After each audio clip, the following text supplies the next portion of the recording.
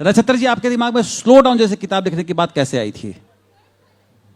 मैं central bank में काम करता था। मैं उस वक्त जयपुर था।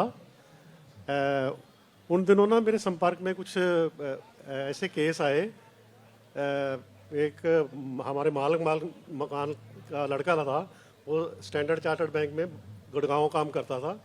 स्लो डाउन के वक्त उसकी नौकरी छूट गई थी और वो लड़का मैं देखता था रात को देर से, जब उसके डैडी आते थे उससे पहले पहले वो, उसके बाद ही आता था वो, और सुबह वो जब चला जाता था ना, उसके बाद वो मेरे पास कई बार आ जाता था, क्योंकि मैं बैंक में था। मेरे से बात करता था, भी ऐसे ऐसे मेरे डैडी ऐसे सोच रहे हैं, ऐसे कर रहे हैं, ऐसे कर रहे हैं।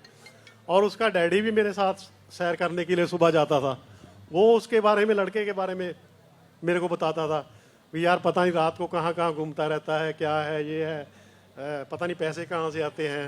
क्योंकि उन दिनों जो लड़के जिनकी नौकरियां छूट गई थी स्लो डाउन के कारण, वो कुछ गलत कामों में पड़ गए थे, कुछ चोरियां करने लगे, कुछ करने लगे। वो डर रहा था भी मेरा लड़का ना कुछ ऐसे हो जाए। ऐसे ही मेरा लड़का भी उन दिनों बम्बे में था, है 9X चैनल में, ये भी वहाँ से छोड़ के आ गया। और जब ये आया 2 साल, ये भी सड़कों पे घूमता रहा, इसको नौकरी नहीं मिली थी। मेरे को भी डर लग रहा था भी जैसी उसके घर की सिचुएशन है, वो हमारे भी घर में बनती जा रही थी। मतलब देखिए कि एक संवेदना की बात है कि एक गुड़गांव में काम करने वाला एम्प्लॉय जिसकी नौकरी स्लो डाउन में छूट गई है, वो नक्षत्र जी के पास बैंक में आकर बैठता है और वहां से संवेदना की शुरुआत होती है समझने की कि मंदी क्या है। वो मंदी जब मैं दिल्ली आया तो कई मेरे संपर्क में और भी केस आए। तो फिर मैंने कहा सोचा स्लो डाउन, ये नावल लिखने के बारे में जब सोचा ना, उसके बाद मेरे को पहले तो समझ नहीं लगी। मैंने कहा यार ये क्या, इन लड़कों के बारे में क्या है?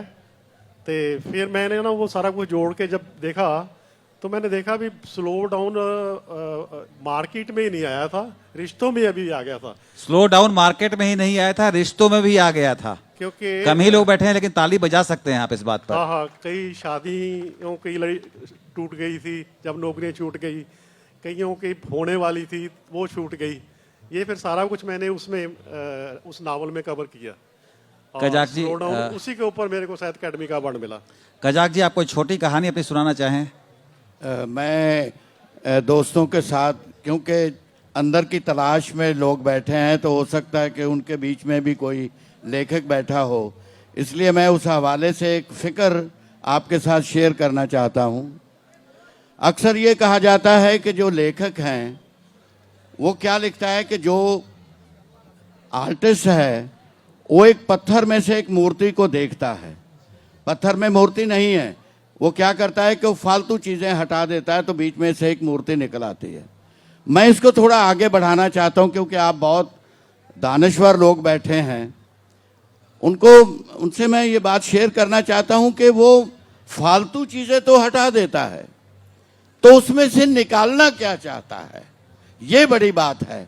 उसमें से क्या निकालना चाहता है? एक भूखे आदमी का चित्र निकालना चाहता है, एक बहुत बड़े सरमाएदार को चित्रना चाहता है। तो सबसे पहली बात है कि उसकी नज़र किस चीज़ पे है।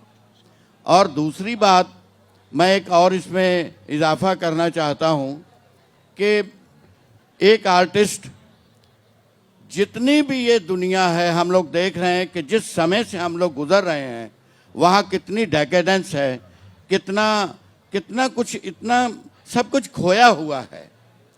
तो इस सब कासे में से क्या चीज़ तलाश की जाए? तो ये रॉ मटेरियल जो है, इसको मैं पासे का सोना बोलता हूँ। पासे का सोना ऐसा होता है जिससे जेवर नहीं बन सकता, उसमें से कुछ ना कुछ मिलावट करना पड़ता है। वो कल्पना हो सकती है, आपका आइडियल हो, आपका आइडिया हो सकता है, आपका सिद्धांत हो सकता है। तो अगर तो मिलावट ज़्यादा पड़ गई तब भी गहना नकली बन गया, अगर नहीं पड़ेगी तो गहना नहीं बनेगा। तो अब लेखक का क्या काम है कि उसकी अनुपात कितनी सही रख सकता है। जितनी कोई लेखक इस रॉ मटेरियल से, जो भी आपको ये दिख रहा है, उसमें से जो निकाल के जो अपना उसमें शामिल करना चाहता है, जितनी उसकी अनुपात सही रखेगा उतनी बड़ी रचना बनेगी और उतना बड़ा वो लेखक आपके सामने बन के बहुत आएगा। खूबसूरत कजाक जी, बहुत बढ़िया बात कही आपने।